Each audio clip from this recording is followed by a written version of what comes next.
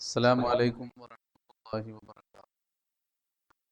بسم الله ما شاء الله كان وما لم يشاء لم يكن ولا حول ولا قوة إلا بالله. الصلاة والسلام على رسول الله وعلى آله وصحبه الفائزين برضا الله أما بعد.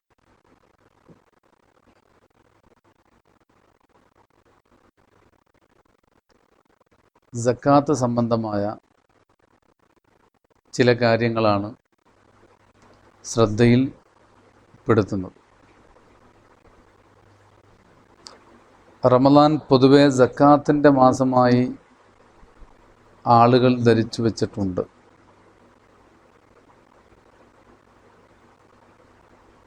അതുകൊണ്ട് തന്നെ സക്കാത്ത് സംബന്ധമായ വിഷയങ്ങൾ റമദാനിൽ പഠിക്കാനാണ് കൂടുതൽ ആളുകൾക്ക് താല്പര്യം. സക്കാത്ത് ഇസ്ലാമിലെ പ്രധാനപ്പെട്ട ഒരു കാര്യമാണ്.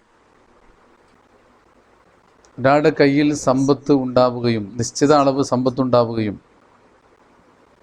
അതിന് ഒരു കൊല്ലം പൂർത്തിയാവുകയും ചെയ്യുന്ന സമയത്താണ് സക്കാത്ത് നിർബന്ധമാകുന്നത്. റമദാനിൽ കൊല്ലം പൂർത്തിയാണെങ്കിൽ റമദാനിൽ നിർബന്ധമാവും. അല്ലാത്ത മാസങ്ങളിൽ കൊല്ലം പൂർത്തിയാവുന്നത് അപ്പോഴാണെങ്കിൽ ആ സമയത്താണ് സക്കാത്ത് നിർബന്ധമാവുക.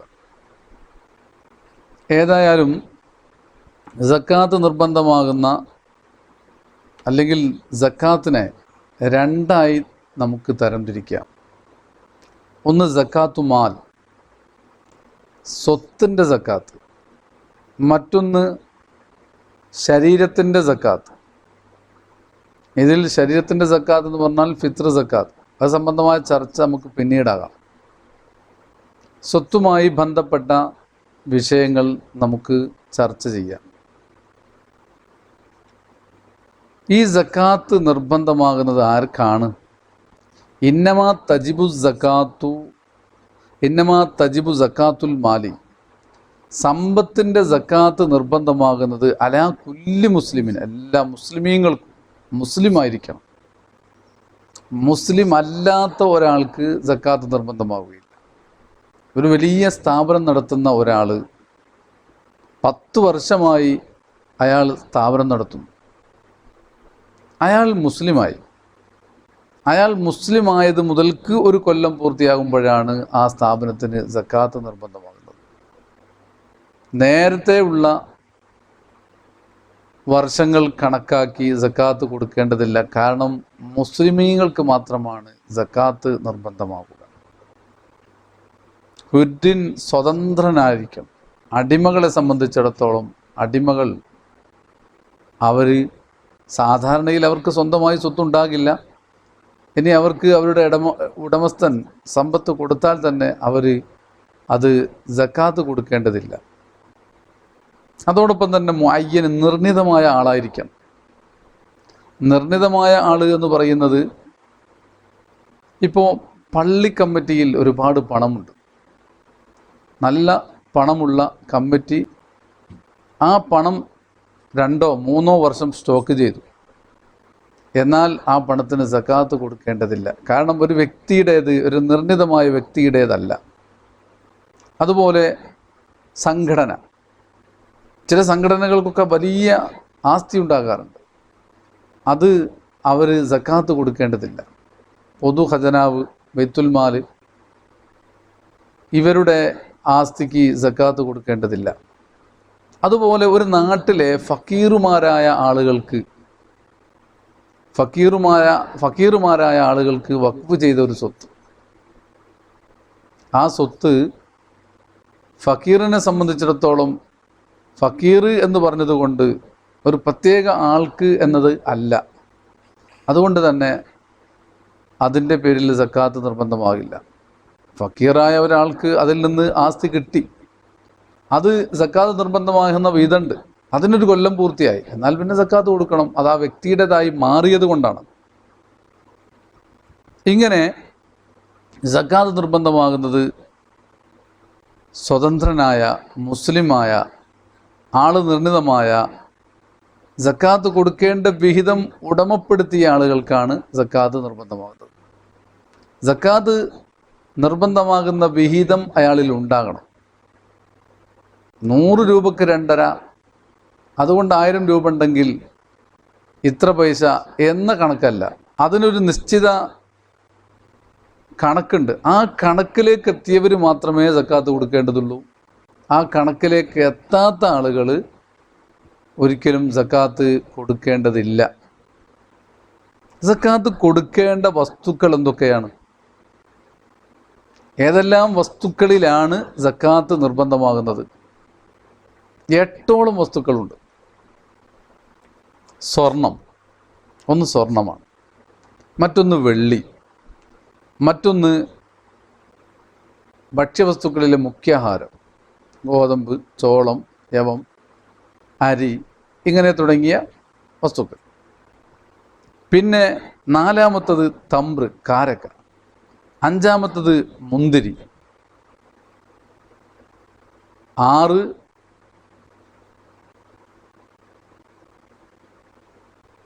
ഒട്ടകം. 7 മാട്. 8 ആട്. ഇങ്ങനെ 8 വസ്തുക്കളിലാണ് സക്കാത്ത് നിർബന്ധമാകുന്നത്. നമ്മളിപ്പോൾ അനിവാര്യമായ വിഷയങ്ങളെക്കുറിച്ച് ചർച്ച ചെയ്യാം. ആട്, സക്കാത്ത് കൊടുക്കാൻ മാത്രമുള്ള ആട് നമ്മുടെ നാട്ടിലാർക്കും ഉണ്ടാകാറില്ല. അത് പശു തീരെ ഉണ്ടാകാറില്ല.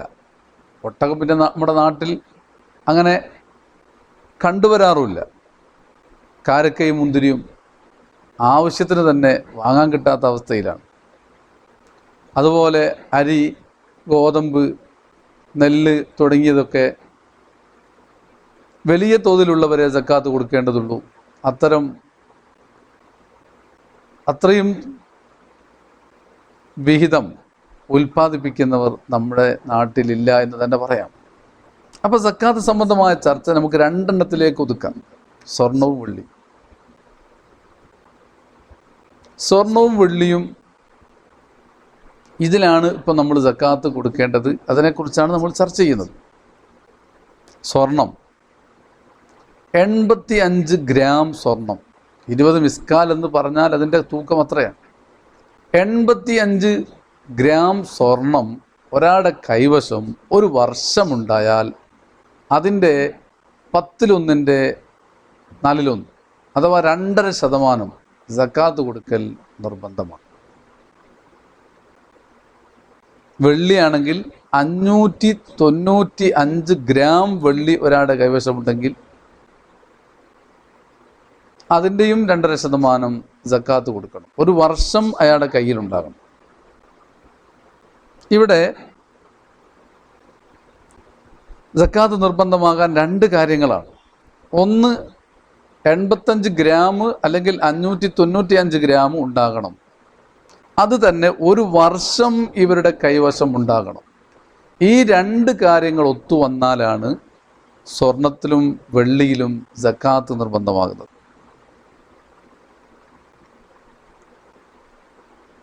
85 ഗ്രാം 1.5 പവൻ സ്വർണം ആഭരണമായിട്ടാണ് ഒരാളുടെ കൈവശമുള്ളതെങ്കിൽ, അയാൾ ആഭരണം ധരിക്കാൻ പറ്റുന്ന ആളുമാണെങ്കിൽ സക്കാത്ത് കൊടുക്കേണ്ടതില്ല. അഥവാ ആഭരണം സ്ത്രീകൾക്കാണല്ലോ പറ്റുക. പുരുഷന് ആഭരണം ഉപയോഗിക്കുന്നത് ശരിയല്ലല്ലോ. അപ്പോൾ ഒരു പുരുഷൻ്റെ കയ്യിൽ 1.5 പവൻ സ്വർണ്ണാഭരണങ്ങൾ ഉണ്ടായാൽ, അത് ആഭരണമാണെങ്കിലും ബിസ്ക്കറ്റാണെങ്കിലും സ്വർണ്ണ കട്ടിയാണെങ്കിലും എന്താണെങ്കിലും ശരി, പുരുഷൻ്റേതായി 1.5 പവൻ അവൻ്റെ കയ്യിൽ സ്വർണമുണ്ടായാൽ അതിന് അയാൾ ഒരു വർഷം കഴിയുമ്പോൾ സക്കാത്ത് കൊടുക്കണം. ഒരാൾ ഗൾഫിൽ നിന്ന് വരുന്ന സമയത്ത് ഒരു 11 പവനിൻ്റെ ചെയിന് കൊണ്ടുവന്നു. അത് മകളുടെ കല്യാണത്തിന് കൊടുക്കാൻ വേണ്ടി കൊണ്ടുവന്നതാണ്. പക്ഷേ നാട്ടിലെത്തി കല്യാണമൊക്കെ ഒരു കൊല്ലം കഴിഞ്ഞതിന് ശേഷമാണ് ശരിയാകുന്നത്. കല്യാണത്തിൻ്റെ അന്ന് കൊടുക്കാമെന്ന് കരുതി വെച്ചതാണ്. അയാൾ വീട്ടിൽ കൊണ്ടുവന്നതിന് ശേഷം, അല്ല, ഈ ചെയിന് അയാൾ സ്വന്തമായി വാങ്ങിയതിന് ശേഷം ഒരു കൊല്ലം പൂർത്തിയാകുമ്പോൾ ഇത് അവൻ്റെ ഉടമസ്ഥതയിലുള്ള ചെയിനായതുകൊണ്ട് തന്നെ ഇത് ഉപയോഗിക്കൽ ഹലാലായ മകൾക്കിത് കൊടുത്തിട്ടില്ല. അതുകൊണ്ട് തന്നെ ഈ ചെയിന് വാങ്ങിയ അന്നു മുതൽ, നാട്ടിലെത്തി സൂക്ഷിച്ചത് മുതൽക്കല്ല, അവൻ എന്നാണോ ഇത് വാങ്ങിയത് ആ വാങ്ങിയ അന്നു മുതൽ ഒരു കൊല്ലം പൂർത്തിയാകുമ്പോൾ അതിൻ്റെ സക്കാത്ത് കൊടുക്കേണ്ടതുണ്ട്. കുറച്ചുകൂടി അങ്ങോട്ട് പോയാൽ ഈ സ്വർണം വാങ്ങാൻ വേണ്ടി പണം സ്വരൂപിച്ച് വെച്ച അന്നു മുതൽ ഒരു കൊല്ലം പൂർത്തിയാകുമ്പോൾ അതിൻ്റെ സക്കാത്ത് കൊടുക്കേണ്ടതുണ്ട്.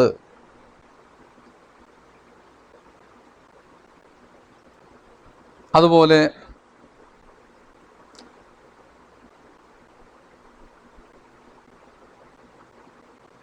ആഭരണം ഉപയോഗിക്കാൻ പറ്റാത്ത വിധം പൊട്ടിപ്പോയിട്ടുണ്ട് എങ്കിൽ അത് സ്വർണം എന്ന പരിഗണനയിലേക്ക് ഇങ്ങോട്ട് മാറും. ആഭരണം എന്ന ഇളവ് അതിന് കിട്ടുകയില്ല. അപ്പോൾ അതിന് സക്കാത്ത് കൊടുക്കേണ്ടതുണ്ട്. വെള്ളിയും നേരത്തെ പറഞ്ഞതുപോലെയാണ്. 595 ഗ്രാം വെള്ളി ആഭരണമായി ഉപയോഗിക്കാൻ പറ്റുന്ന അത്രയും ആഭരണം ഒരാളുടെ കൈവശമുണ്ടെങ്കിൽ ഉപയോഗിക്കാൻ പറ്റുന്ന ആളുകളുടെ കൈവശം അതിന് സക്കാത്ത് കൊടുക്കേണ്ടതില്ല. അല്ലാത്തതിന് സക്കാത്ത് കൊടുക്കണം. കുഴിച്ചെടുക്കുന്ന സ്വർണവും വെള്ളിയും അതിന് കുഴിച്ചെടുക്കുന്ന അന്ന് നമ്മുടെ സ്വർണം കുഴിച്ചെടുക്കാൻ പറ്റുന്ന ഒരു ഭൂമി നമുക്കുണ്ടെന്ന് സങ്കല്പിക്കാം. ആ ഭൂമിയിൽ നിന്ന് സ്വർണം കുഴിച്ചെടുത്തു. തനി സ്വർണം 85 ഗ്രാം കിട്ടി. എന്നാൽ ഒരു കൊല്ലം പൂർത്തിയാകേണ്ടതില്ല. അതിൻ്റെ 2.5% സക്കാത്ത് കൊടുക്കേണ്ടതാണ്. വെള്ളിയും അങ്ങനെ തന്നെ. അതേസമയത്തൊരു നിധി കിട്ടിയാൽ എന്ത് ചെയ്യണം? അതൊക്കെ വേറെ കാര്യം. നിധി കിട്ടിയാൽ ആ നിധിയെ കിട്ടിയ ഉടനെ തന്നെ സക്കാത്ത് കൊടുക്കേണ്ടതുണ്ട്. 1/5 സക്കാത്ത് കൊടുക്കണം എന്നാണ് നിയമം. അവിടെ 2.5% അല്ല, കൊല്ലം പൂർത്തിയാകേണ്ട ആവശ്യമില്ല. 1/5 സക്കാത്ത് കൊടുക്കണം. സക്കാത്ത് കൊടുക്കേണ്ട ആളുകൾ സാധാരണ സ്വത്തിൻ്റെ സക്കാത്ത് കൊടുക്കേണ്ട ആളുകൾക്കല്ല, അത് വേറെ ആളുകൾക്കാണ് അത് കൊടുക്കേണ്ടത്. ഇനി സ്വർണവും വെള്ളിയുമാണ് നമ്മൾ പറഞ്ഞു സക്കാത്ത് കൊടുക്കേണ്ടത്. ഈ സ്വർണവും വെള്ളിയുടെയും പരിഗണനയാണ് നമ്മുടെ നോട്ടിലും അതുപോലെ കച്ചവട സമ്പത്തിലുമൊക്കെ പരിഗണിക്കുന്നത് സ്വർണവും വെള്ളിയും ആണ്. നോട്ടിന് സക്കാത്ത് കൊടുക്കണം. സമ്പത്ത് ഇന്ന് നോട്ടാണ് നമ്മുടെ ഇടയിൽ സാധാരണ ഉപയോഗിച്ചുകൊണ്ടിരിക്കുന്നത്. സ്വർണവും വെള്ളിയുടെയും പരിഗണന വെച്ചിട്ടാണ് നോട്ടിലേക്ക് ചിന്തിക്കേണ്ടത്. എന്ന് പറഞ്ഞാൽ സ്വർണത്തിൻ്റെ വിലയും വെള്ളിയുടെ വിലയും കണക്ക് കൂട്ടുമ്പോൾ ഏതിനാണോ സക്കാത്ത് എളുപ്പത്തിൽ നിർബന്ധമാകുന്നത് അതാണ് ഇവിടെ പരിഗണിക്കേണ്ടത്. 595 ഗ്രാം സ്വർണത്തിന് ഒരു 595 ഗ്രാം വെള്ളിക്ക് ഏകദേശം ഒരു 40,000 അടുത്ത് രൂപയായിരിക്കും ചിലപ്പോൾ മാർക്കറ്റിൽ അതിന് ആകുന്നത്. സ്വർണത്തിൻ്റെ വില കൂട്ടുകയാണെങ്കിൽ 2 ലക്ഷത്തിൻ്റെ അപ്പുറത്തേക്ക് പോവുകയും ചെയ്യും. അത്തരമൊരു ഘട്ടത്തിൽ വെള്ളിയുടെ വില കണക്കാക്കി അപ്പോഴാണ് സക്കാത്ത് പെട്ടെന്ന് നിർബന്ധമാവുകയും സക്കാത്ത് വാങ്ങേണ്ട പാവങ്ങളെ സംബന്ധിച്ചിടത്തോളം കൂടുതൽ ഉപകാരപ്പെടുന്നതും. അതായത് കൊണ്ട് തന്നെ ആ വില കണക്കാക്കി ഇത്രയും പൈസ ഒരാളുടെ കൈവശം ഒരു വർഷമുണ്ടായാൽ അയാൾ അതിൻ്റെ 2.5% സക്കാത്ത് കൊടുക്കേണ്ടതുണ്ട്. കച്ചവട സ്വത്തും അങ്ങനെ തന്നെ. കച്ചവടം തുടങ്ങിയിട്ട് ഒരു വർഷം പൂർത്തിയാകുമ്പോൾ 595 ഗ്രാം വെള്ളിയുടെ വില ഒരു വർഷം പൂർത്തിയായപ്പോൾ ഉണ്ടെങ്കിൽ, അതിൻ്റെ മൂല്യം ഈ കച്ചവട സ്വത്തിനുണ്ടെങ്കിൽ അതിന് സക്കാത്ത് നിർബന്ധമാകും.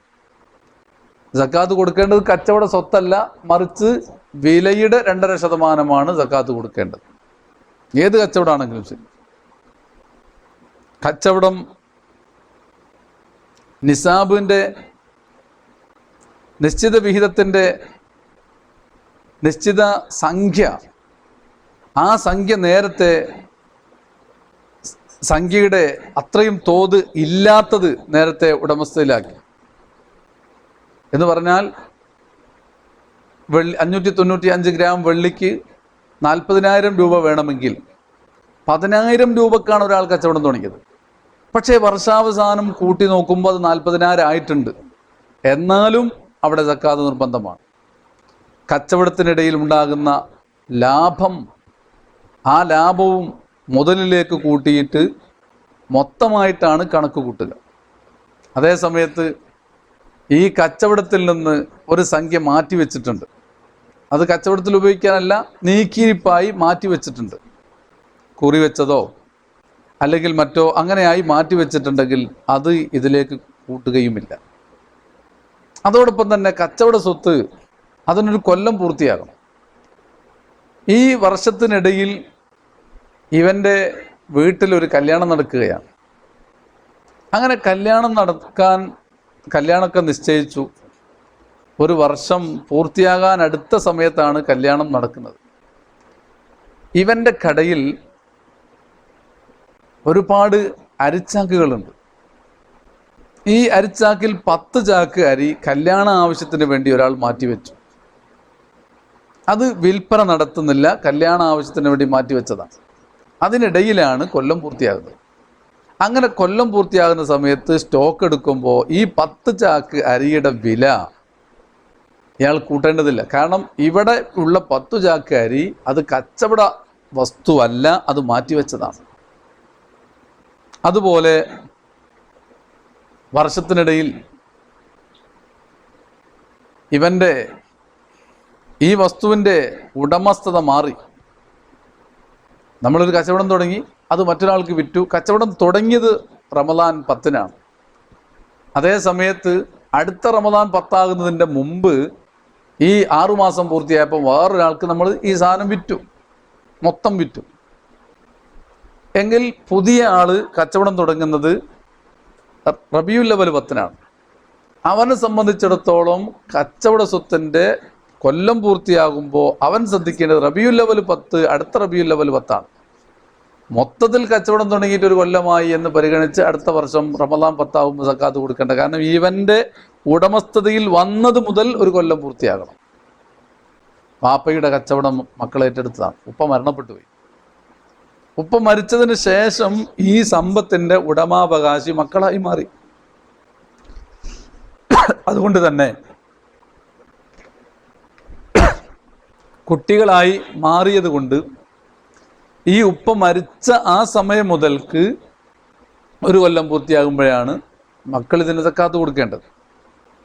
കാരണം കച്ചവടം തുടങ്ങിയ അന്ന് മുതൽക്കുള്ള അവകാശി അല്ല, ഇപ്പോൾ അവകാശി മാറി. ഇനി സക്കാത്ത് കൊടുക്കേണ്ട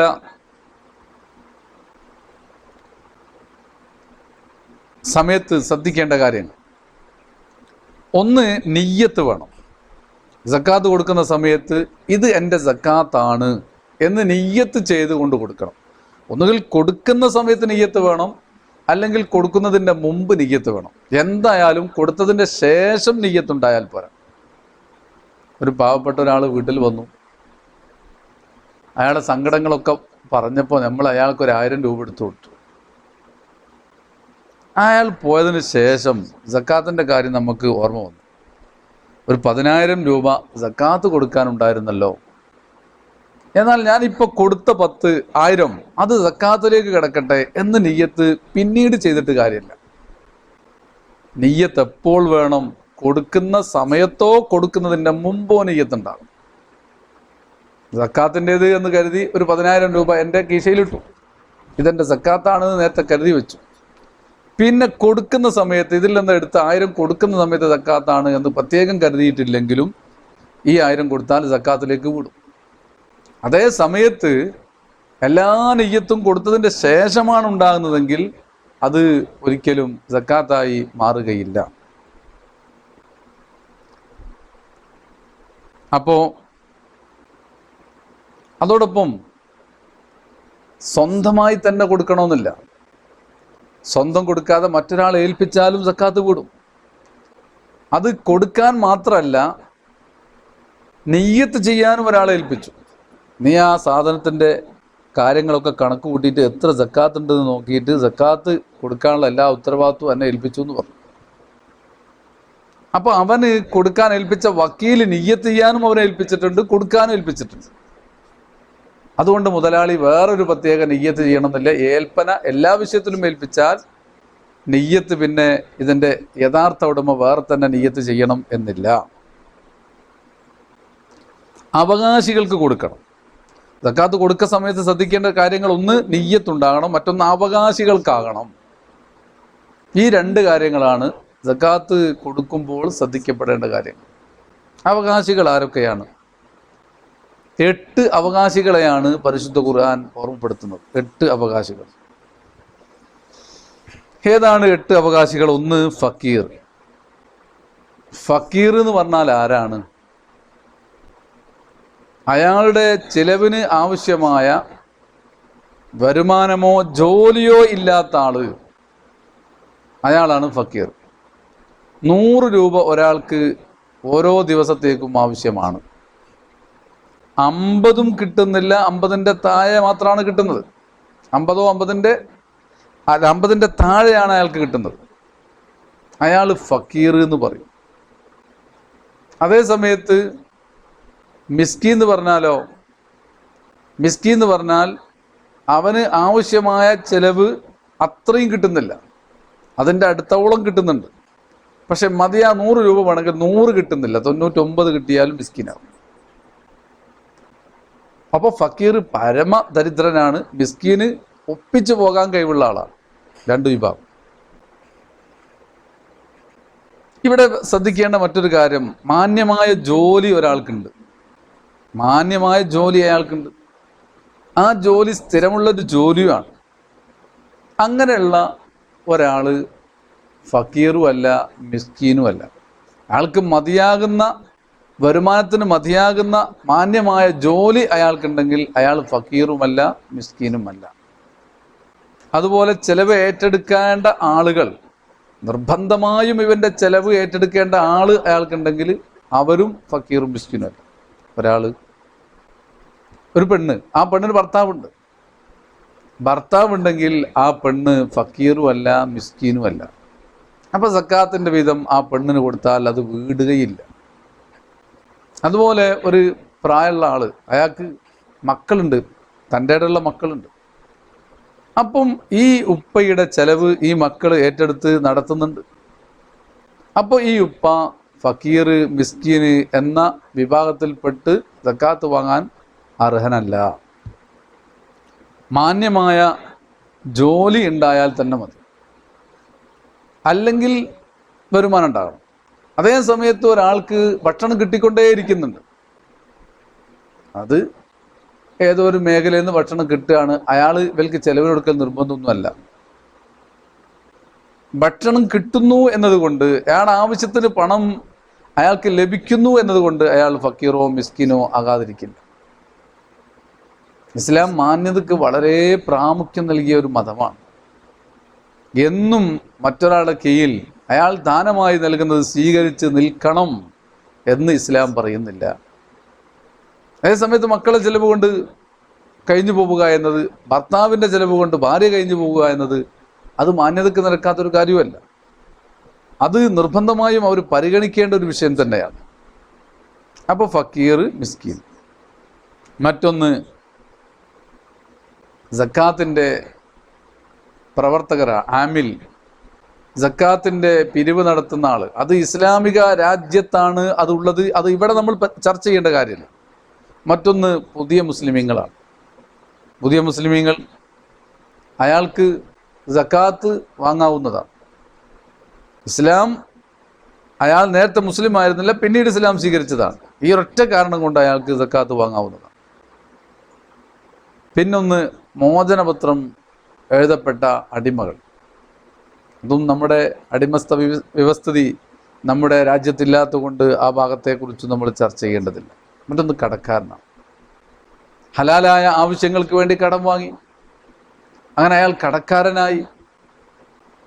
അങ്ങനെ കടക്കാരനായാൽ കടക്കാരൻ എന്ന നിലയിൽ അയാൾക്ക് സക്കാത്ത് വാങ്ങാവുന്നതാണ്. മറ്റൊന്ന്, ശമ്പളം നിശ്ചയിക്കാത്ത, ശമ്പളമില്ലാത്ത യോദ്ധാവ്. അങ്ങനെയുള്ള യോദ്ധാവിനെ സംബന്ധിച്ചിടത്തോളം അയാൾക്ക് സക്കാത്തിന് അവകാശിയാണ്. അതും നമ്മുടെ രാജ്യത്ത് ഇല്ലാത്തതുകൊണ്ട് ആ 3 വിഭാഗത്തെ നമുക്ക് വിടാം. പിന്നെ ഉള്ള 8ാമത്തെ വിഭാഗം യാത്രക്കാരനാണ്. യാത്രക്കാരൻ ചിലപ്പോൾ അയാൾ പണക്കാരനായിരിക്കും, പക്ഷെ ഇപ്പോൾ യാത്ര തുടരാൻ ആവശ്യമായ പണം അയാളുടെ കയ്യിലില്ല. ഒരാൾ ഒരു നാട്ടിൽ വന്നു, നമ്മുടെ നാട്ടിൽ, നമ്മൾ ഏത് നാട്ടിലാണ് ഉള്ളത് അവിടെ അയാൾ എത്തി. ആ നാട്ടിലെത്തിയ അയാളുടെ കയ്യിൽ ATM കാർഡില്ല, മറ്റു സൗകര്യങ്ങളില്ല. ഇപ്പം അയാൾക്ക് നാട്ടിലേക്ക് പോയാൽ, അയാൾ വലിയ മുന്തിയ കാറാണ്, ആ കാറിൽ പെട്രോൾ അടിക്കാൻ വരെ പണമില്ല. എന്നാൽ സക്കാത്തിൽ നിന്ന് അയാൾക്ക് വാങ്ങാവുന്നതാണ്. 8ൽ 5 വിഭാഗം ആളുകളാണ് സക്കാത്ത് വാങ്ങാൻ അവകാശികളായി നമ്മുടെ രാജ്യത്ത് ഇപ്പോൾ ഉള്ളത്. അപ്പോൾ 8 വിഭാഗം സ്വത്ത്, 8 വിഭാഗം ആളുകൾ. ഇതിൽ 2 വിഭാഗം സ്വത്തുക്കളാണ് നമ്മളിപ്പോൾ ചർച്ച ചെയ്യുന്നത്. 8ൽ 5 വിഭാഗം ആളുകളാണ് നമ്മുടെ നാട്ടിലുള്ളത്. ഇവരിൽ ഉള്ളവർക്ക് ആണ് സക്കാത്ത് കൊടുക്കേണ്ടത്. ഇങ്ങനെ സക്കാത്ത് കൊടുക്കുന്ന സമയത്ത്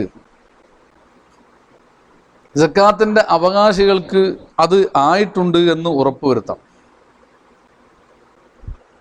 നമ്മൾ സക്കാത്ത് അവകാശിയാണ് എന്ന് കരുതി കൊടുത്തു, പിന്നെ തെളിഞ്ഞു അയാൾ അവകാശിയല്ല, എന്നാൽ സക്കാത്ത് കൂടൂല. അത് അയാളോട് തിരിച്ചു വാങ്ങുകയോ അല്ലെങ്കിൽ കൊടുത്തത് അയാൾക്ക് ഹദിയായിട്ട് മാറ്റിയിട്ട് വേറെ അവകാശികൾക്ക് വേറെ തന്നെ കൊടുക്കുകയോ ചെയ്യുകയാണ് വേണ്ടത്. ഏതായാലും കൊടുത്തത് സക്കാത്തായി മാറുകയാണ്. ഇത് സംബന്ധമായി കുറേ സംശയങ്ങൾ നമുക്കുണ്ടാകാൻ സാധ്യതയുള്ളതുകൊണ്ട് ഇവിടെ സക്കാത്തുമായി ഉന്നയിക്കപ്പെട്ട ഏതാനും സംശയങ്ങൾ, അതിന് മറുപടി നമുക്ക് പറയാം. സ്ത്രീധനം. ചിലരൊക്കെ ചോദിക്കാറുണ്ട്, സ്ത്രീധനത്തിന് സക്കാത്തുണ്ടോ? എന്താണ് സ്ത്രീധനം? ഒരു പെണ്ണിനെ കല്യാണം കഴിക്കുമ്പോൾ ആ പെണ്ണിൻ്റെ ഉപ്പ അല്ലെങ്കിൽ പെണ്ണിൻ്റെ ആളുകൾ ഈ പെണ്ണിൻ്റെ കല്യാണം കഴിക്കുന്ന ഭർത്താവിന് പാരിതോഷികമായി നൽകുക. ഇതിൻ്റെ നാട്ടുനടപ്പ് എന്താണ്? ഇത് സത്യത്തിൽ ഒരു കടം പോലെയാണ്. കല്യാണം അഥവാ ഒഴിവാക്കുകയാണെങ്കിൽ അത് തിരിച്ചു വാങ്ങുന്ന സ്വഭാവമുള്ള ഒരു കടം പോലെയുള്ള സംഗതിയാണ്. ഇത് വാങ്ങുന്ന ഭർത്താവിനെ സംബന്ധിച്ചിടത്തോളം സക്കാത്ത് നിർബന്ധമില്ല. ഇത് സ്ത്രീകളുടെ പേരിൽ കൊടുക്കുക എന്ന കടാണ്. വാങ്ങുന്ന ആളുകളെ സംബന്ധിച്ചിടത്തോളം അയാൾക്ക് അയാളുടെ സ്വത്ത് അവിടെ ഒരു കൊല്ലം അയാളുടെ കയ്യിൽ നിന്നിട്ടുണ്ടെങ്കിലാണ് സക്കാത്ത് കൊടുക്കേണ്ടത്. അതേ സമയത്ത് അയാൾ എടുത്ത് ഉപയോഗിച്ച് പോയിട്ടുണ്ടെങ്കിൽ അതിന് അയാൾ സക്കാത്ത് കൊടുക്കേണ്ടതില്ല. പിന്നെ ഇത് കിട്ടാനുള്ള ഒരു കടമാണ്. ആ കിട്ടാനുള്ള കടം കിട്ടുമെങ്കിൽ ഓരോ വർഷവും ഇങ്ങനെ സക്കാത്ത് കൊടുക്കണം. കിട്ടാനുള്ള കടം അത് കിട്ടരുത് എന്നാണ് ഒരു പെണ്ണിൻ്റെ താല്പര്യം. കിട്ടാൻ സാധ്യതയില്ലാത്തൊരു കടം, അങ്ങനെയുള്ള കടം കിട്ടിയതിന് ശേഷം അതിന് സക്കാത്ത് കൊടുത്താൽ മതിയാവുന്നത്. ഏതായാലും ഒരു കാര്യം ഇവിടെ ശ്രദ്ധിക്കണം. സ്ത്രീധനം വാങ്ങിയ ആളുകളൊക്കെ അത് അവരുടെ ഭാര്യമാരുമായി അവരുടെ ബന്ധുക്കളുമായി ബന്ധപ്പെട്ട് അത് എന്താണ് എന്ന് ഉറപ്പുവരുത്തുകയും, കടമാണെങ്കിൽ ആ കടം നമ്മൾ തിരിച്ചു കൊടുക്കേണ്ടതാണ്. അല്ല പാരിതോഷികമാണെങ്കിൽ അത് പിന്നെ തിരിച്ചു കൊടുക്കേണ്ടതില്ല. ഉറപ്പുവരുത്തി കാര്യങ്ങൾ അതുപോലെ ചെയ്യണം. നമ്മളുടെ ഒരു കെട്ടിടമുണ്ട്. ആ കെട്ടിടത്തിന് നമ്മൾ വാടക കൊടുക്കുന്ന കെട്ടിടമാണ്. ആ വാടകയ്ക്ക് കൊടുക്കുന്ന കെട്ടിടത്തിന് സക്കാത്തുണ്ടോ? ഇല്ല. 100 മുറികളുള്ള ഒരു കെട്ടിടം ഒരാളുണ്ടാക്കി, ആ 100 മുറികളും അയാൾ വാടക കൊടുത്തു. നല്ല വരുമാനം കിട്ടുന്നുണ്ട്, വാടക കിട്ടുന്നുണ്ട്. എന്നാൽ അതിന് സക്കാത്ത് നിർബന്ധം ഇല്ല. പക്ഷേ കിട്ടുന്ന തുക ഒരു കൊല്ലം വെച്ചു. അങ്ങനെ ആ തുക ആ കിട്ടുന്ന തുക ഒരു സക്കാത്ത് നിർബന്ധമാകുന്ന അളവുണ്ടാവുകയും അതൊരു കൊല്ലം സൂക്ഷിക്കുകയും ചെയ്താൽ അതിന് സക്കാത്തുണ്ട്. അത് വേറെ കാര്യം. പിന്നെ വ്യവസായ സ്ഥാപനങ്ങൾ, ആ സ്ഥാപനങ്ങളുടെ അവസ്ഥ എന്താണ്? ഉദാഹരണത്തിന് ഒരാൾ ഒരു സ്ഥാപനം നടത്തുന്നുണ്ട്, ക്രഷറാണ് നടത്തുന്നത്. വലിയ കല്ല് അയാൾ പണം കൊടുത്ത് വാങ്ങിക്കൊണ്ടുവരുന്നു, അത് പൊടിക്കുന്നു, മെറ്റലായി, എംസാൻഡായി, പലതുമായി അത് ആളുകൾക്ക് വിറ്റുകൊണ്ടിരിക്കും.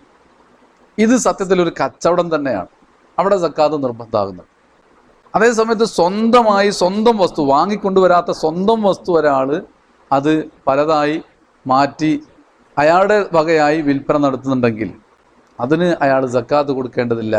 കാരണം അയാൾ സ്വന്തമായി ഉണ്ടാക്കി കുറച്ച് ചളിമണ്ണ്, അയാളുടെ പറമ്പിൽ നിന്ന് ചളിമണ്ണെടുത്ത് അതൊരു കലമാക്കി മാറ്റി ആ കലം അയാൾ വിൽക്കുകയാണ്. എന്നാൽ അയാൾ അതിന് സക്കാത്ത് കൊടുക്കേണ്ടതില്ല.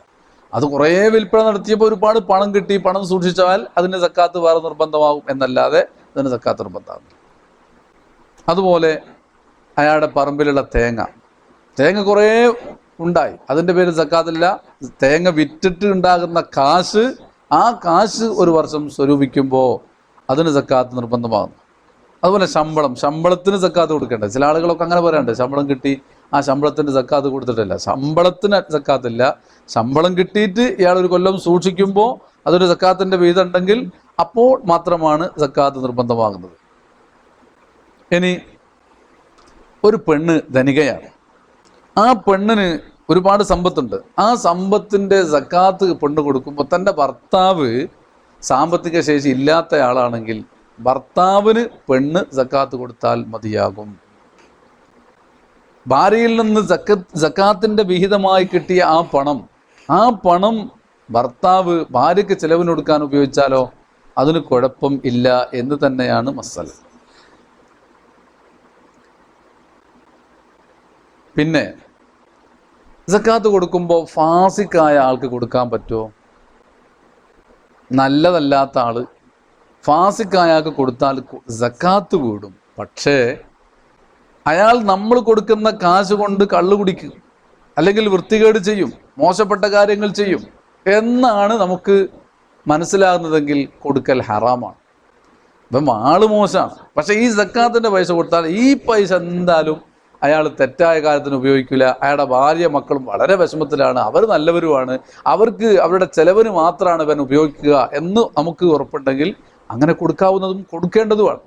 അതേ സമയത്ത് മോശപ്പെട്ട കാര്യത്തിന് ഇവൻ ഉപയോഗിക്കും എന്ന് കണ്ടാൽ അവൻ്റെ കയ്യിൽ സക്കാത്തിൻ്റെ പൈസ കൊടുക്കൽ തെറ്റാണ്. ആ തെറ്റായ കാര്യം ചെയ്താൽ പോലും സക്കാത്ത് എന്നത് വീടും, അത് വേറെ കാര്യം.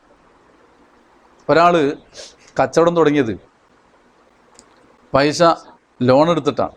കടം വാങ്ങിയിട്ട് ഒരാൾ 10 ലക്ഷം രൂപ ഒരാളോട് വായ്പ വാങ്ങി കടം വാങ്ങി. അങ്ങനെ കടം വാങ്ങിയിട്ട് ആ 10 ലക്ഷം കൊണ്ട് ഒരാൾ കച്ചവടം തുടങ്ങിയാൽ ആ കച്ചവട സ്ഥാപനത്തിന് സക്കാത്ത് നിർബന്ധമാണ്. ഈ 10 ലക്ഷം കടം കൊടുത്ത ആള് അയാൾക്ക് കിട്ടാനുള്ള കാശിന് അയാൾ സക്കാത്ത് കൊടുക്കണം. അപ്പോൾ ഒരേ പണത്തിന് 2 സക്കാത്ത് വരുന്ന രൂപമാണ് ഇവിടെ. പിന്നെ ഈ അടുത്തൊരാൾ ചോദിച്ച ഒരു ചോദ്യം, ക്രഷർ നടത്തുന്ന ആളാണ്. അയാൾ ഒരു വർഷം പൂർത്തിയാകുമ്പോൾ അയാൾ സ്റ്റോക്ക് എടുക്കുകയാണ്. സ്റ്റോക്കുള്ള മെറ്റല്, മറ്റ് വസ്തുക്കൾ, അതിനൊക്കെ സ്റ്റോക്ക് എടുക്കുന്ന കൂട്ടത്തിൽ മിഷനറിക്ക് വലിയ തുക വരും. അതുകൂടി ഇതിൽ സ്റ്റോക്ക് എടുക്കുമ്പോൾ അതിൻ്റെ വില കൂടി ഇതിൽ കൂട്ടേണ്ടതുണ്ടോ? വേണ്ട. കച്ചവടം ചെയ്യാൻ ഉദ്ദേശിക്കുന്ന വസ്തു അതിന് മാത്രമാണ് അയാൾ വില കൂട്ടേണ്ടത്. കൃഷി നടത്തുന്ന ആൾ 2 ലോഡ് മെറ്റൽ മാറ്റി വെച്ചത് മകളുടെ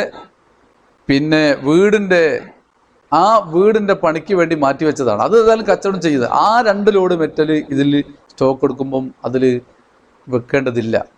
അതുപോലെ കച്ചവടം ഉദ്ദേശിച്ചു കൊണ്ടുള്ള വസ്തുക്കൾ അത് മാത്രമാണ് സ്റ്റോക്ക് എടുക്കുമ്പോൾ അതിൻ്റെ വില മാത്രമാണ് കൂട്ടേണ്ടത്. ഒരു ഫർണിച്ചർ കച്ചവടക്കാരൻ അയാൾ കച്ചവടത്തിന് വേണ്ടി ഉദ്ദേശിച്ച് വെക്കുന്ന സാധനങ്ങളുണ്ട്, ആ സാധനങ്ങളുടെ വില മാത്രമാണ് കൂട്ടേണ്ടത്.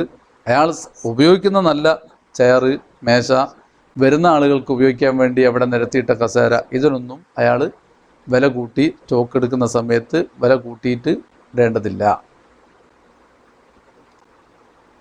അതുപോലെ ഒരാൾ കുറച്ച് പൈസ കടം വാങ്ങിക്കൊണ്ടുപോയി. നമ്മോട് ഒരാൾ ഒരു 10,000 രൂപ കടം വാങ്ങി, അയാളെ പിന്നെ കാണാനില്ല, അയാൾ തരുന്നില്ല.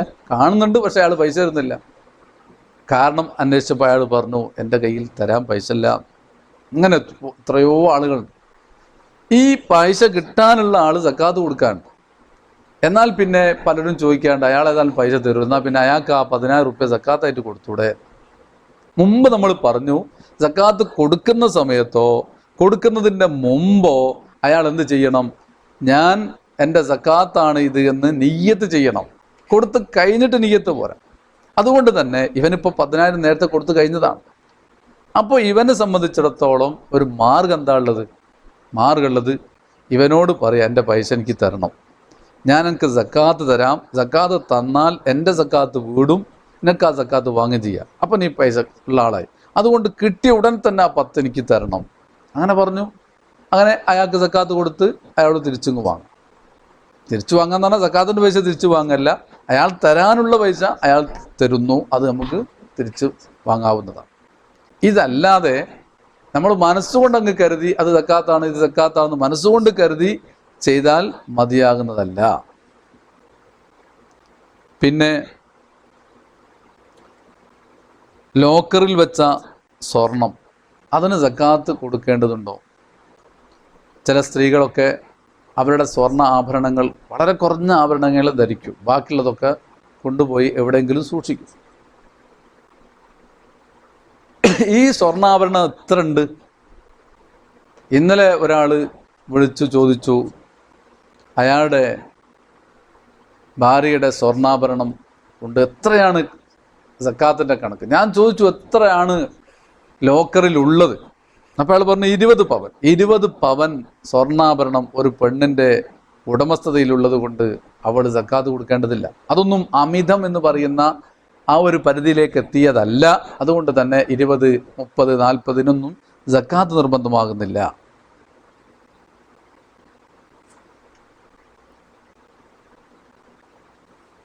പിന്നെ മറ്റൊരു സംശയമാണ്, സക്കാത്ത് ഒരു കച്ചവടം, ഒരു കട മറ്റൊരാൾക്ക് നടത്താൻ കൊടുത്തു.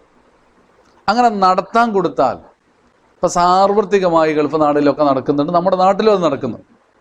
ഇങ്ങനെ നടത്താൻ കൊടുത്താൽ അതിന് ആരാണ് സക്കാത്ത് കൊടുക്കേണ്ടത്? ഈ വിഷയം ഒന്നുകൂടി നമ്മൾ നന്നായി ശ്രദ്ധിക്കേണ്ടതുണ്ട്. ഈ നടത്താൻ കൊടുക്കുക എന്ന് പറഞ്ഞാൽ എന്താണ്? നടത്താൻ കൊടുക്കുക എന്ന് പറഞ്ഞാൽ ശരിയായ ഒരു മാർഗം, ഒരു കടയിൽ നിന്ന് വസ്തുക്കളുടെയൊക്കെ വില റെഡിയാക്കി കണക്കെടുത്ത് ഒരു 50 ലക്ഷം രൂപയുടെ വസ്തുക്കൾ ഇവിടെ ഉണ്ട്, ഈ സാധനങ്ങളൊക്കെ നിനക്ക് ഞാൻ തന്നു, 5 കൊല്ലത്തേക്ക് നടത്താൻ ഞാൻ തന്നു, ഈ 5 കൊല്ലം കഴിയുമ്പോൾ 50 ലക്ഷത്തിൻ്റെ സാധനം എനിക്ക് തരണം.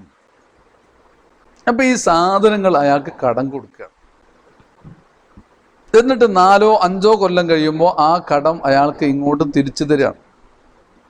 അപ്പം ഇവിടെ കടം കൊടുക്കുക, ഒന്നുകിൽ കടം കൊടുക്കുക, അല്ലെങ്കിൽ 50 ലക്ഷത്തിന് ഇവിടെ ഉള്ള സാധനങ്ങൾ മൊത്തം അയാൾക്ക് അങ്ങോട്ട് കൊടുക്കുകയാണ്, വിൽപ്പന നടത്തുകയാണ്.